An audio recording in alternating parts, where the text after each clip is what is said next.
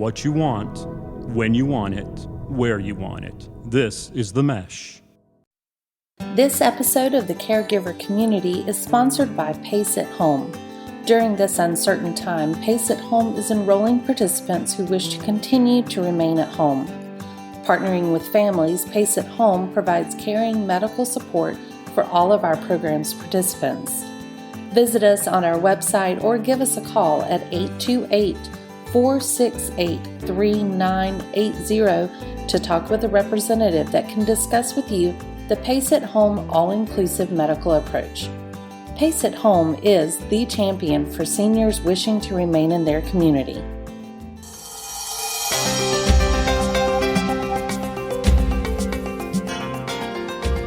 Welcome to the Caregiver Community. This is a place where we talk about the joys and the challenges of caring for our aging parents as well as caring for ourselves. I am Frances Hall, founder and executive director of ACAP, Adult Children of Aging Parents. In this podcast, we are talking about aging in place and smart technology. Our interviewee is Linda Pollock, founder and CEO of Setting the Stage LLC. Among her many professional qualifications, she is a certified aging in place specialist and a certified living in place professional. As someone with an aging parent herself, she understands the challenges adult children and other family caregivers often face when they suggest modifications to the family home to help keep older parents or loved ones safe. She is now on a mission to modify homes so that people with compromised abilities, either from issues related to aging or disability, can remain in the home that they love comfortably and safely, as well as independently. Just to be completely transparent, Linda is on the leadership team of our new ACAP Bergen County in New Jersey. Hi, Linda. We are delighted you are here. Hi, Frances. Thank you for having me. Our pleasure, for sure. Okay, there's a whole lot to unpack with this whole topic of aging in place and technology. So let's kind of jump into this. First off, just so everybody knows what we're talking about, what is aging in place? Aging in place is the ability to live in one's own home and community safely, independently, and comfortably, regardless of age, income, or ability level. Okay, so bottom line, staying put. Staying put. Stay put. Gotcha. Staying in the house that you love. Right. And of course, so many people say that they want to do that they want to stay in their home because that's where they're comfortable and familiar, not only with what's inside, but also the surroundings outside. Yeah, they have learned, they have their memories of raising their children there, or they've made friends, and they want to be, where they are most comfortable. Right. Absolutely. Understandably. Mm-hmm. So we hear some people talking about aging in place, and quite honestly, often they are older. They are older adults. So when is the best time to begin planning to age in place? I always tell people that they should prepare before they need it. A lot of times I go into homes and they say, but I don't need any of this. And then a few months later, you get a phone call and they say, oh, I had a fall. Well, what happened in your fall? And then they say, okay, maybe I should have, listened and prepared. So I always say, let's prepare early. I'm 60. I live in my house by myself. Well, except my son living here right now. But I have actually started preparing my own home. I've moved my washer and dryer from the basement up to the second floor. I've put a grab bar in my shower. And I know from my own experiences that starting to do these things at a younger age is safer and better for me. So. Absolutely. We even installed grab bars in the shower. We had an episode that we needed to think about replacing toilets, and we went on and did the raised toilets, and I was about your age when we started doing that. Yeah. I just hate to always hear the stories about, oh, my mother fell. She got dizzy in the bathroom, and as she was falling, She grabbed the towel bar and it fell out of the wall and she smashed her head. I can tell you from my own mother's experiences that we had many occurrences like this. She was resistant, to say the least, about making any modifications. And it was finally after her second or third fall in the bathroom that I snuck grab bars in. And not just your traditional grab bar, but she would fall and then she couldn't get up. So I actually placed several grab bars so that she would be able to get up. And there was one basically almost near the floor. Um, it was the next time that she fell, she called my sister-in-law and said, "You won't believe it. I fell, but this time I could get up because I didn't realize there were these bars for me to pull myself up with." And my sister-in-law just started laughing, and she had no idea we had just put them in when she wasn't home. That's So, brilliant. That is yeah, brilliant. Yeah. yes, And the kind of the end of that story is that your mother felt better about her own ability to be independent rather than right, having to rely on kids or emergency personnel to come get her up when she was able to do that herself. correct. Yes, and it's scary for family members to realize that, she would fall, she wouldn't be able to get up, and as typical, she had taken her life for her medical alert unit off and never carried her phone with her. So she would literally lie there until one of us realized we had not heard back from her.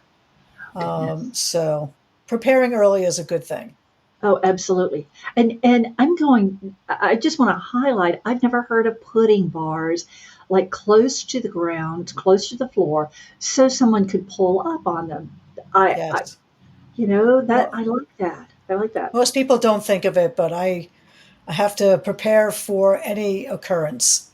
Right. So, yes. Well, and that's having someone, excuse me, who really understands all the scenarios that can Right. occur, and you're talking about um, putting this in place before it's needed, and Right. that's what we say in ACAP is, when you're in a crisis situation, that's a really difficult time to try to gather all the information and make really critical decisions.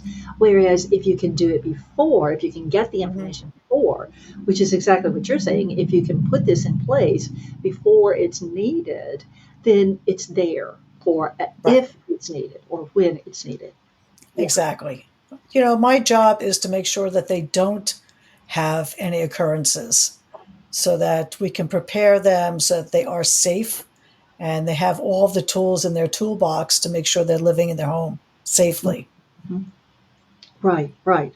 So talk about, my understanding is that people who are aging in place specialists often will come into the home and do an assessment. Talk about that assessment and why that's important.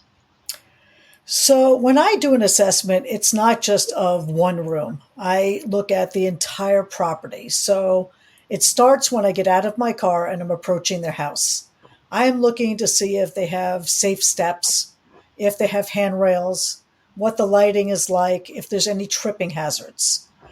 Because it's not just about the person living in the home, it's about people being able to come and visit them as well. One of the things that we always talk about is isolation and loneliness. So people want to be able to have social interactions, and their guests need to be able to be safe as well. So that's the first thing that I look at. The next thing I look at is inside the home. I always have the client take me on a tour. A lot of times, the children of the aging parent will say, "Oh, no, I'll take you on the tour." And I'll say, "No, I need them to take me on a tour and you stay in the living room and relax because I want to see how the person who's living there is maneuvering around their house. How are they working about getting up the stairs? A lot of times I will watch somebody go up the stairs and they're holding on to the handrail with both hands. Or when we're coming down, they'll be holding on to the one handrail with both hands and kind of walking down semi sideways. So that tells me that they have stair fright. So they're very nervous about going down the stairs.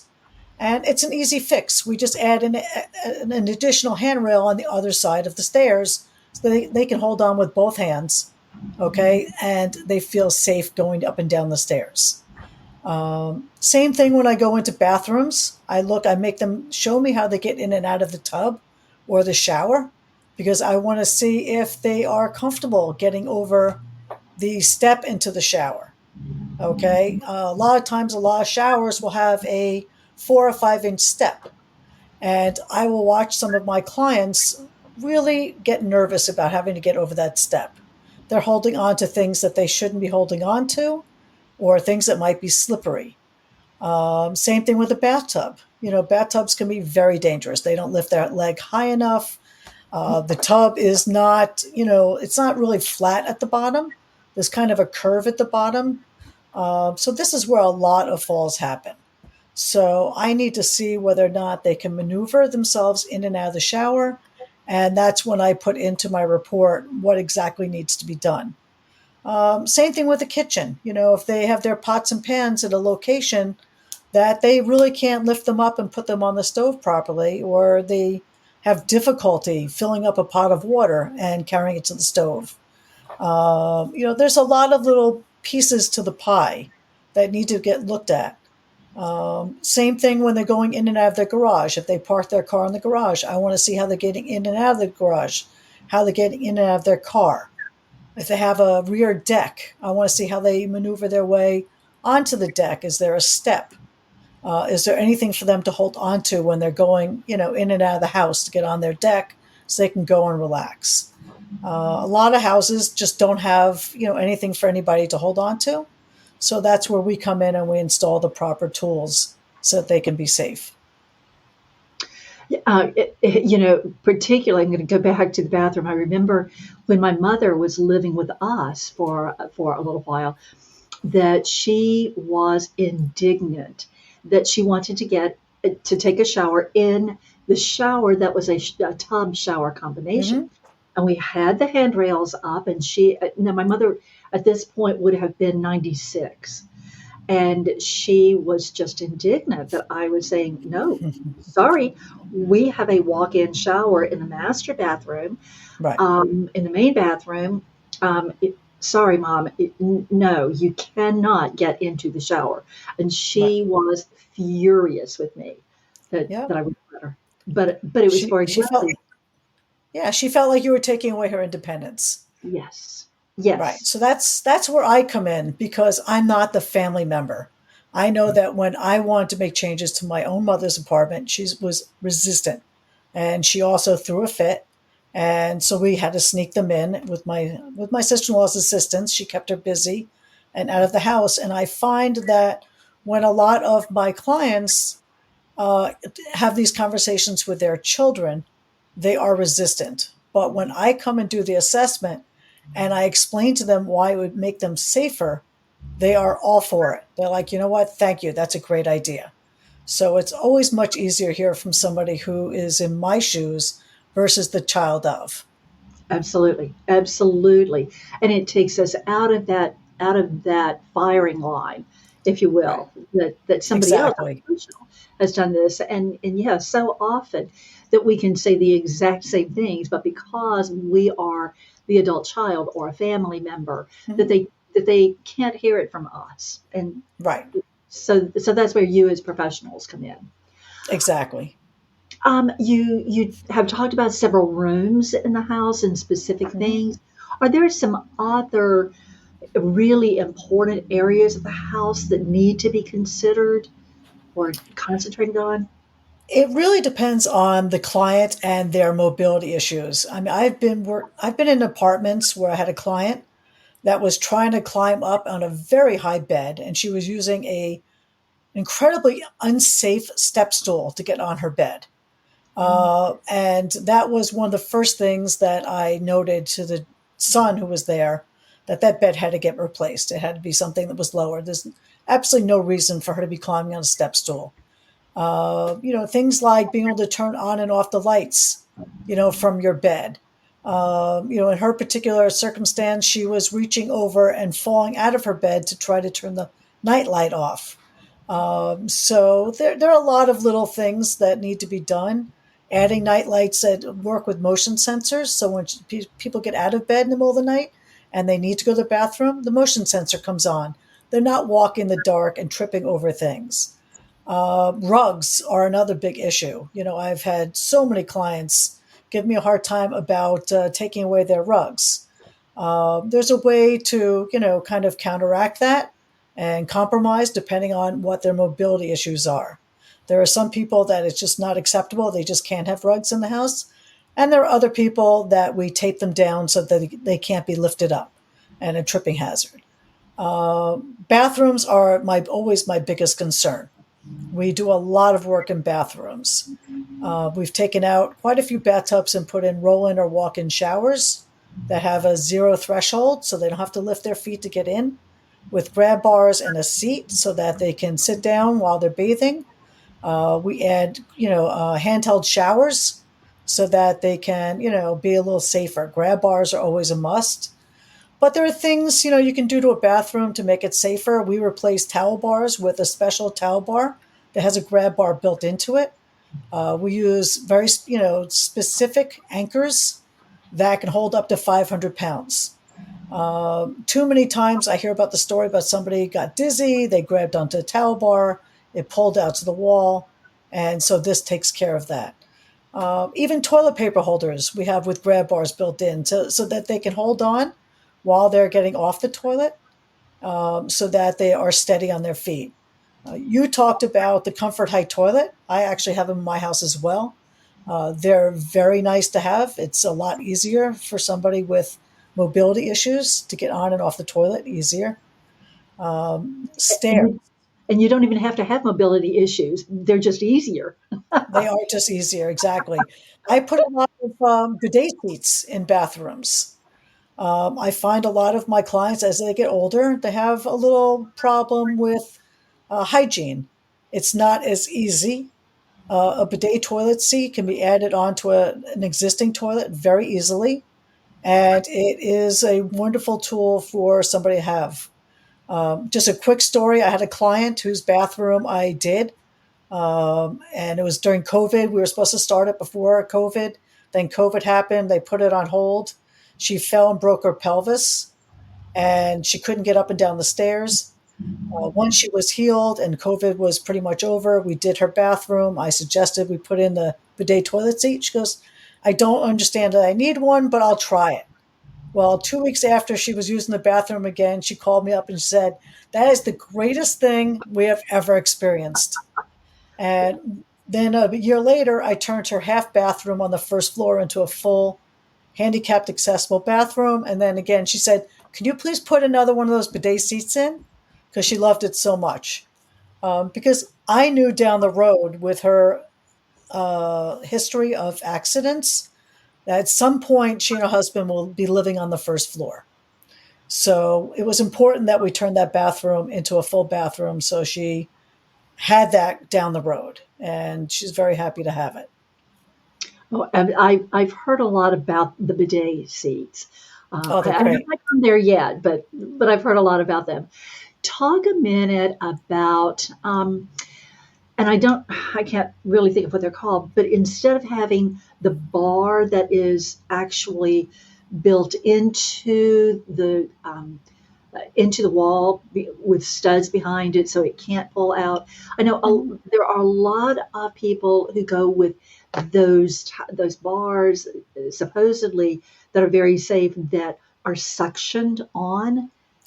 They are not safe. Okay, I will tell you that is one of the first things that I insist they take out. Any suction cup loses its resistance over time with water, age. They dry out. They are not safe, and I will never allow my clients to keep them if I'm doing work in their house. There are a lot of older bathrooms that have the towel bars built into the tile that have those plastic pieces for a washcloth. Mm-hmm. I cut the plastic out and I put in a proper grab bar because those are also not safe. The plastic is not meant to hold 110 to 200 pounds if you're having a fall. Right. So that's a great question. No, please get rid of your suction cup grab bars. Oh, absolutely. Absolutely. Yeah. Let me ask you another question. Sorry, that's my watch. Let me ask you another question that surfaced when my husband and I were looking for new chairs, and um, he had had this chair that was a rocker, swivel, kind of did all kinds of things, and he at this point.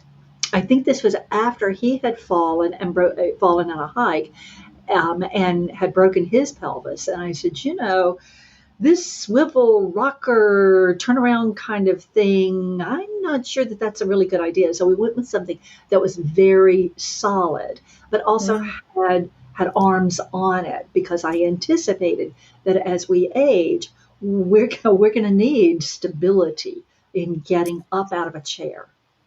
That's a Thank great call. I am a big fan of chairs with arms. It's very important to have something to hold on to. I go to a lot of houses where they don't have furniture with arms, and Mhm. luckily I can buy accessories to add to their furniture so that they do have it's like I can't even explain it, but it creates an arm for them so they can get up and down. But now there's so many great things on the market. There's a power chair, which I love. Right, Uh, and I had a client with ALS, and that was the only way she could get up and down was with the power chair. And I have now recommended them to many clients who have issues with getting up and down, especially after you've had surgery or just issues with knees and hips. They're right, wonderful to have. Now right, they make a power bed, which I just saw for the first time a few months ago, which is wonderful as well. right. So, Right, yeah. right. The only thing that I have heard about the power chairs in particular is that if someone has dementia, that they can get really confused with the power controls. So just to kind of be aware of that. Right. That's, when you have dementia, there's a lot of things that you have to think about.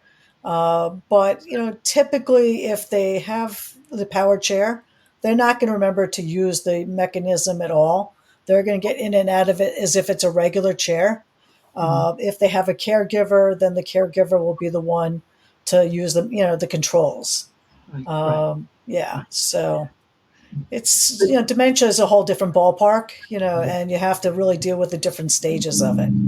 right, right. So, That'll be another podcast. We'll do that yeah, podcast time. Maybe next year. exactly. Yeah, well, I'm speaking actually next week at the Alzheimer's Foundation educational series. So that's always a interesting topic. Sure, sure. Well, now that we're sort of into technology, talk about smart technology, and how that can benefit someone who's old, who's aging, as well as their families. Smart technology is amazing, and it's changing every day. New companies are coming out with better products. They're updating the existing products. When I do my presentations, I talk about things like smart light bulbs, where you can turn on and off lights without getting out of your chair. It's wonderful, especially you could be sitting in your chair watching a TV program. All of a sudden, it's gotten dark outside, and you didn't have any lights on before. Now, from your phone, you can turn lights on. Smart light bulbs are great. So if you've been out all day and you're coming home and it's dark, you just tell your phone that you want to turn your entry lights on or your front porch lights on. It's wonderful. Ring doorbells. I mean, I have one in my house. So, if somebody is not home, a lot of times I can answer the door from being out. I can see who's coming and going from my house without having to answer the door. If it's somebody I don't want to see, I just don't answer the door. Usually my dogs bark first, but, and things like controlling your HVAC.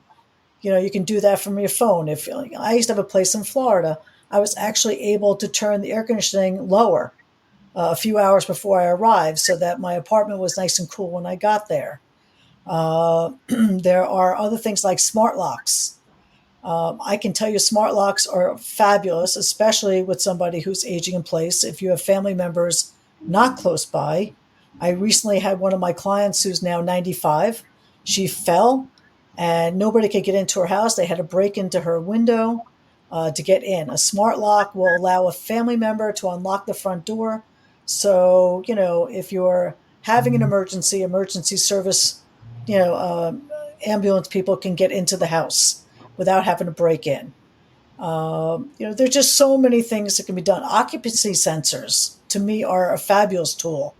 If you have a family member and you're worried about are they getting to the bathroom, are they eating dinner, you can put occupancy sensors in and it'll tell you when they enter each room so that you know that they're going into the kitchen. That's amazing. And one of my favorite tools is for stoves. Knowing when somebody has left their gas or electric stove on, okay, and they have forgotten, especially if they have dementia.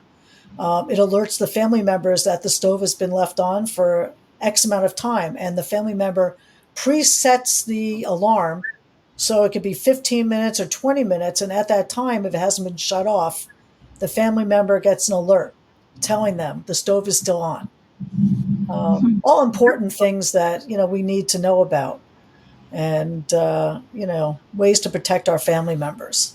Absolutely, absolutely. And for those of us, I mean, it not only is for a family member, but often the technology is such that it's really beneficial for us, Hmm. regardless of age. It's both a convenience as well as, I mean, all of us, maybe telling myself, but all of us from time to time might have a stove on and walk away and forget until a moment Right, later. Oh yeah, I didn't turn the stove off. right. So yeah, and you were talking about motions, not motion sensor, Occupancy sensors. occupancy sensors. Hmm. I have read about those. That is fabulous. That Yeah, basically, if a loved one does not get out of bed, until later in the morning, that that, you know, exactly.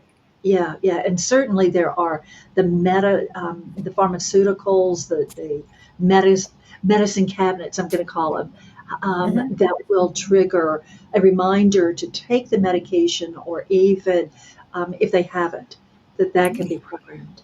Yes, one of my favorite things that they have come out with is medication dispensers. So I you were think just talking about that. So it gets the medication dispenser. You put in a 30-day supply of all of your medications, and then it tells the person that it's 10 a.m. It's time to take your morning meds. And they literally just put a cup under the dispenser and it dispenses the right medications for the morning. And it'll tell you when you have doctor's appointments, when you have any type of appointment you have, and it's a wonderful way to just remind somebody that they have things to do. And you have to have somebody come every month to resupply it, but it's worth the service. and all of these things combine to help the caregiver, the family, feel much more comfortable about the loved one, mom, dad, loved one, being in the home by themselves, because you can monitor what's going on, what they're doing, what needs what they need help with. Exactly. It Yeah. really is. It is a relief to a lot of family members. I get phone calls of children who have parents living here, but they're living out west, and they're like, "Okay, I can't deal with mom being by herself anymore. What can we do? She doesn't want to go to assisted living, and she insists on staying in her home. And what can we do so that I have some relief because I'm worried all the time?" And it really does make a big difference. Right. Absolutely. Absolutely. Yeah. Linda, we've talked about a whole lot of different things. Is there anything that we haven't covered that you feel like, ooh, need to make sure that people know about this? Oh, there's so many things I could go over right now if we had more time. Trust me.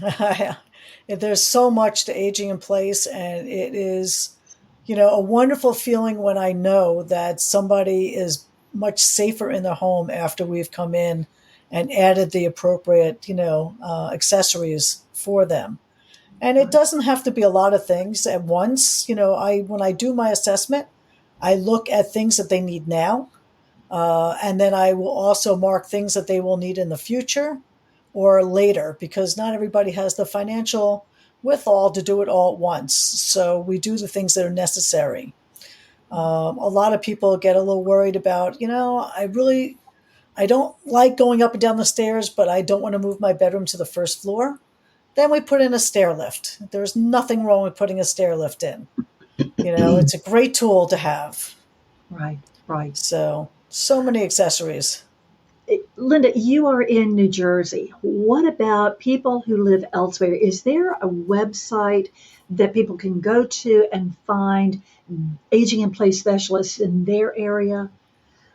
Yes, the National Association of Home Builders has a portal on there that you click for aging in place specialists, and you'll be able to find somebody in your state. And if they don't have anybody, I would suggest the other option is to contact an occupational therapist. And an occupational therapist can do a partial assessment based on your needs. So it's, very much available all over the country. Good to know, and good for us to share that with everybody. Yes. So regardless of where you live, that yes, you have those resources in your area.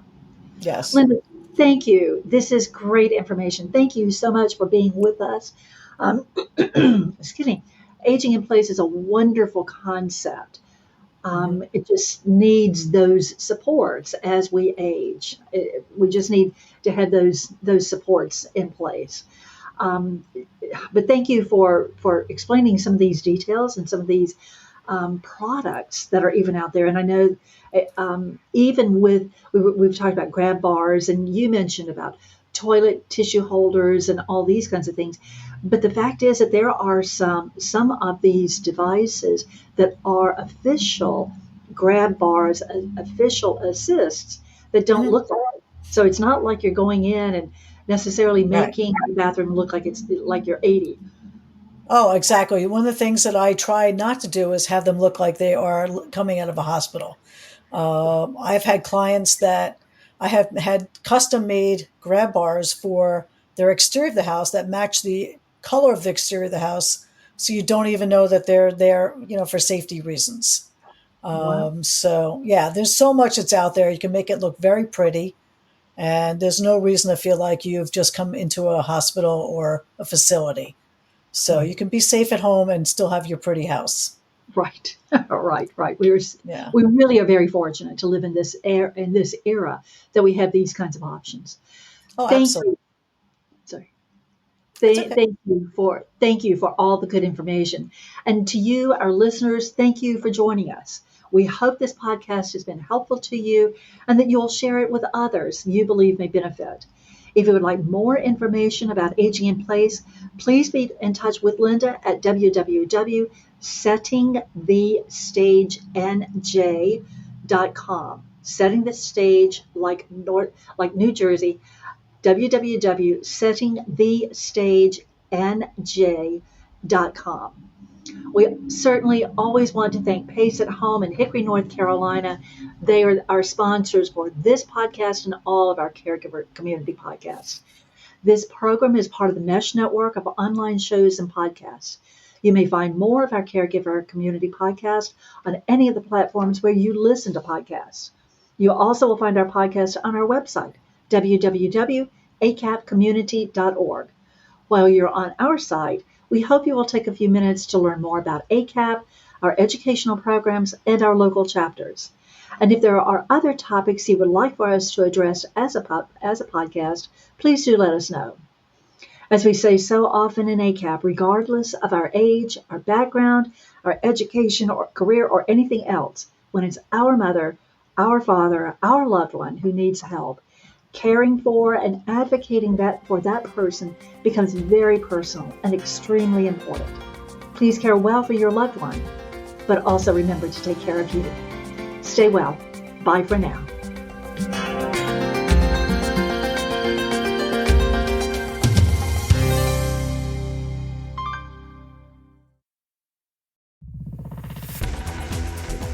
You've been listening to The Mesh, an online media network of shows and programs ranging from business to arts, sports to entertainment, music to community.